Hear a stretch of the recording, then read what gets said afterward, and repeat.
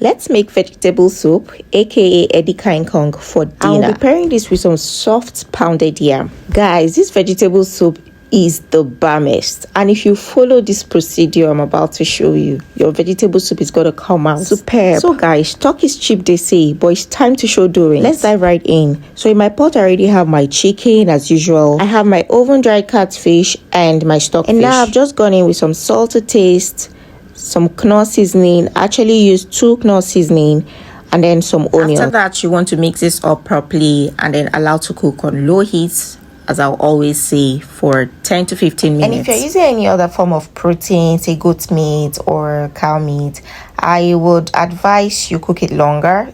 So this timing is basically for chicken because of how soft it is. So it's 15 minutes time, and you want to go in with some water and allow to cook for another 15 minutes. So just stir this gently, cover up, and allow to cook for 15 minutes. This is me checking 15 minutes later to ensure that my meat is soft and well cooked. Before going in with my blended scotch bonnet pepper, sometimes I like to use the yellow fresh scotch bonnet pepper that the women in the market call Cameroon pepper, the fresh ones, and this is because of the special flavor it adds to the soup. Please ensure you blend that with some onions before introducing it to your meat. Now stir up, cover this, and cook until the water dries up a bit. Then this is what you have. And because of who I am, I like to build flavor from this stage, introducing my powdered crayfish.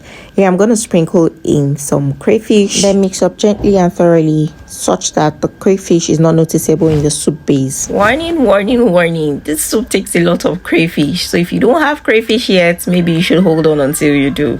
So after mixing up properly, it's time to go in with our water leaf. I know you're probably saying our soup base looks dry, but try as much as you can not to add water to that soup base, and trust water leaf to do its job. Now distribute this evenly and then cover up, allow to cook on low heat for just 5 minutes, and ta-da, this is what you have. As you can see, the water leaf has produced all the water we need to cook the soup. And now it's time to go in with our ugu. My ugu is not looking professionally sliced because I slice it myself. Why? Because telling the ugu seller to slice it for you from the market will only mean that you're losing out on some vital nutrients. I call it blood tonic. Yes. So I buy my ugu with a stem, come home, pluck it out from the stem, wash it with warm water and salt for the first time, and then 3 other times with normal water before slicing. Now back to our soup. I've just layered our ugu with some more powdered crayfish, and then I'm going in with a little palm oil. Now you want to give this a very good stir until it is properly mixed up. At this point, our vegetable soup is already looking neat, but of course we have to mix up this crayfish properly. So continue mixing gently and consistently until this is what we have. At this point, I will emphasize that you do not worry yourself about water in this soup. Why? Because the water leaf in this soup is still doing its job, so give it some time. And once you're at this stage, you want to do your final top up with some more crayfish powder.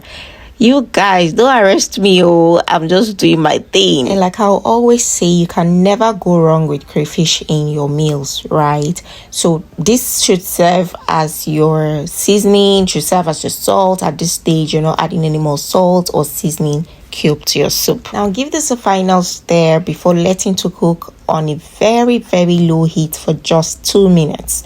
2 minutes because I like to eat my vegetable soup fresh and crunchy. I like it still crunchy when I'm eating.